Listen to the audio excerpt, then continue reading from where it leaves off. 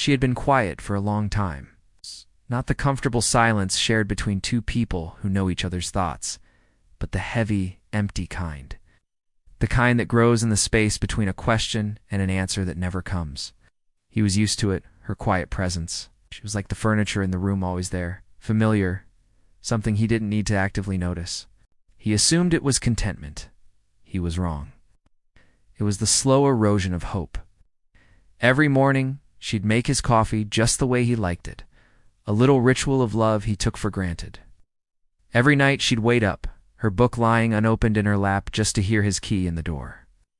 She remembered his mother's birthday, his favorite team's schedule, the way his eyes would light up when he talked about his dreams.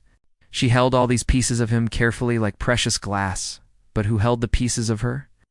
She had poured her heart into a vessel that was never meant to hold it, and now it was starting to crack. The decision didn't come like a thunderstorm. It arrived like a quiet dawn after a long, dark night. There was no screaming match, no slamming doors, no dramatic confrontation. Those things require energy, and she had none left to give. Her energy had been spent on years of waiting for him to see her, to hear the words she wasn't saying, to feel the loneliness that had become her constant companion, even when he was right beside her. She packed a single bag. It was surprisingly light. It held a few clothes, a book, and the tattered remnants of her own identity she'd managed to salvage. The home they had built together felt like a museum of a life she had tried to live, filled with artifacts of a love that was one-sided.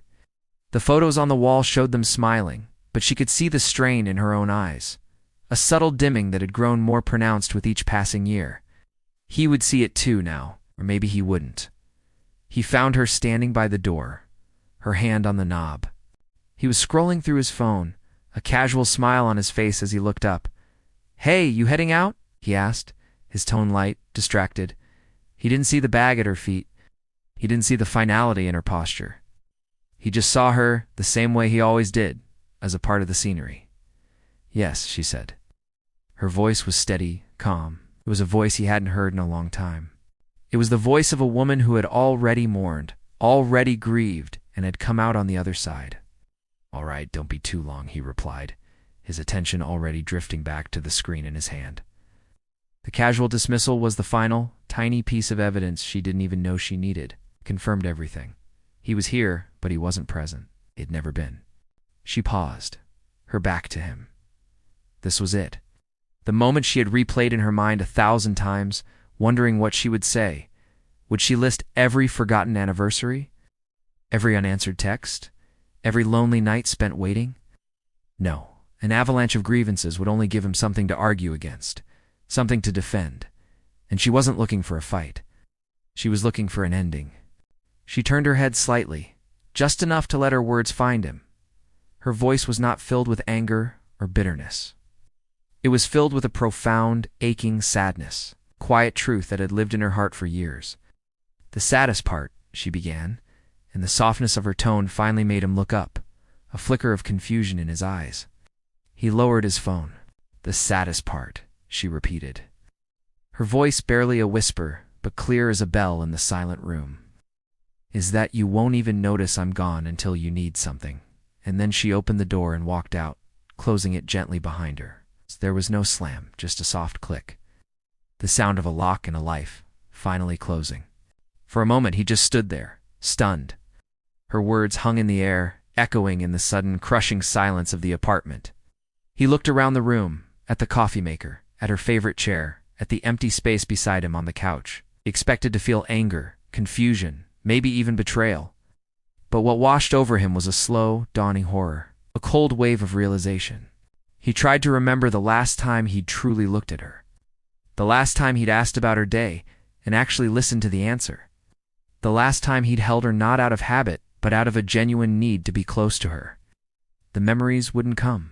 They were lost in a fog of his own self-absorption. He rushed to the window, hoping to see her on the street below, to call out to her. But she was already gone, vanished, as if she had been a ghost all along. The silence she left behind was different. It wasn't her quiet, waiting silence. It was a void, an absence so loud it deafened him. He walked through the apartment, her final words replaying in his mind. "You won't even notice I'm gone until you need something." The next morning, he woke up and reached for his coffee. It wasn't there. He went to tell her a funny story he saw online, but the room was empty. He needed to find his favorite shirt, and for the first time, he had no idea where to look. Each small, insignificant moment was a fresh wound, a stark reminder of her words. He had needed something, and he had noticed she was gone. Days turned into weeks, weeks into months. The silence in the apartment never faded. It became a living, breathing thing, a monument to his neglect. He would find little traces of her, a book she left behind, a stray hairpin, the faint scent of her perfume on a pillow. Each discovery was a stab of regret. He finally saw her, saw all the love she had given, all the care she had provided, all the light she had brought into his life. But he was seeing it in her absence. He was staring at the ghost of a love he had let die. He had lost her not in that final moment at the door, but in the thousands of small moments of inattention that came before it. She didn't leave because she stopped loving him. She left because she had to save what was left of herself. And her last words were not a curse, but a lesson. A lesson he would carry with him for the rest of his life, in the quiet, empty rooms of a home that was no longer a home. Haunted by the memory of a woman who loved him enough to stay and loved herself enough to leave, he finally understood that the loudest goodbyes are often the ones that are spoken in a whisper,